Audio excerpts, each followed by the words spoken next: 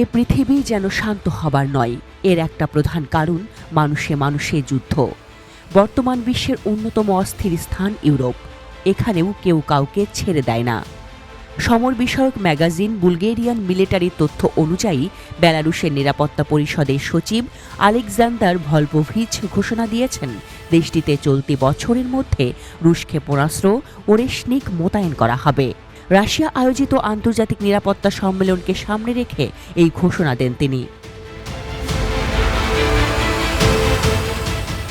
রুশ রাষ্ট্রীয় বার্তা সংস্থাগুলোও বিষয়টি নিশ্চিত করেছে। কূটনৈতিক বিশ্লেষকদের মতে, এমনিতেই ইউক্রেন যুদ্ধকে কেন্দ্র করে রুশ নেটো উত্তেজনা শীর্ষতম শৃঙ্গে অবস্থান করছে। এর মধ্যে এই ক্ষেপণাস্ত্র সংবাদ উত্তেজনাকে আকাশপানে ধাবিত করবে। ডিসেম্বরে বেলারুশের রাজধানী মিনস্কে রাশিয়া ও বেলারুশের প্রেসিডেন্টের উপস্থিতিতে সুপ্রিম স্টেট কাউন্সিলের বৈঠক অনুষ্ঠিত হয়। বৈঠক শেষে পুতিন জানান, দুই দেশের নিরাপত্তা নিশ্চিতের জন্য নিজেদের সকল শক্তি ও মাধ্যম ব্যবহার করতে চুক্তি করেছেন তারা। চুক্তি অনুযায়ী 2025 সালে বেলারুশে ওরেশনিক ক্ষেপণাস্ত্র মোতায়েন করার ইঙ্গিত দেন পুতিন। একই সঙ্গে রাশিয়ায় ওরেশনিকের মতো অত্যাধুনিক ক্ষেপণাস্ত্র ব্যবস্থার উৎপাদন বাড়ানো হবে বলেও জানান তিনি।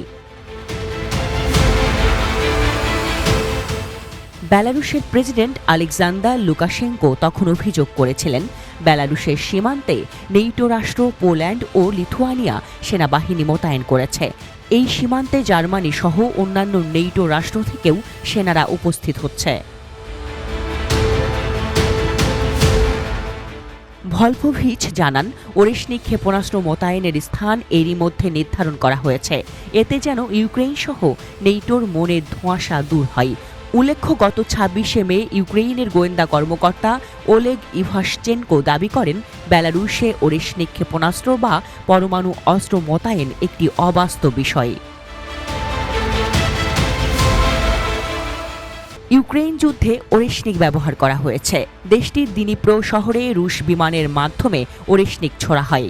ইউক্রেনের গোয়েন্দাদের মতে, ওরেশনিকের মধ্যে আন্তঃমহাদেশীয় ব্যালিস্টিক ক্ষেপণাস্ত্রের বৈশিষ্ট্য বিরাজমান। তারা বলেন, উৎক্ষেপণ স্থল রাশিয়ার আস্ট্রাখান থেকে 1000 কিলোমিটার দূরে অবস্থিত। ইউক্রেনের দিনিপ্রোতে পৌঁছাতে 15 মিনিট সময় নেয়। ইউক্রেনীয় গোয়েন্দাদের মতে, ওরেশনিকের গতি ঘন্টায় 13,583 কিলোমিটার। ক্ষেপণাস্ত্রটিতে 6টি ওয়ারহেড ছিল, প্রতিটিতে আরও 6টি সাবমিউনিশন ছিল। সাবমিউনিশন হল বিস্ফোরক, যা ক্ষেপণাস্ত্রের ওয়ারহেড থেকে ছাড়া হয়। রাশিয়ার দাবি, ওরেশনিক হাইপারসোনিকের সংজ্ঞার উপরের স্তরে রয়েছে। ক্ষেপণাস্ত্রের গতি যত বেশি হয়, এটি লক্ষ্যবস্তুতে তত দ্রুত পৌঁছায়। ফলে হামলার শিকার দেশের প্রতিরক্ষা বাহিনী পাল্টা পদক্ষেপ নিতে সময় কম পায়। সামরিক বিশেষজ্ঞদের মতে, ওরেশনিক সম্ভবত মধ্যম পাল্লার ক্ষেপণাস্ত্রের নতুন প্রজন্ম। এই ক্ষেপণাস্ত্রের পাল্লা 2500 থেকে 3000 কিলোমিটার এবং সম্ভবত 5000 কিলোমিটার পর্যন্তও প্রসারিত হতে পারে। সমর বিশ্লেষকদের মতে, ওরেশনিক ক্ষেপণাস্ত্র আধুনিক ক্ষেপণাস্ত্র প্রতিরক্ষা ব্যবস্থাগুলোকে ভেদ করার ক্ষমতা রাখে। তাদের মতে, এটি পারমাণবিক ওয়ারহেড ব্যবহার না করেও গভীর সুরক্ষিত বাংকার ধ্বংস করতে পারে।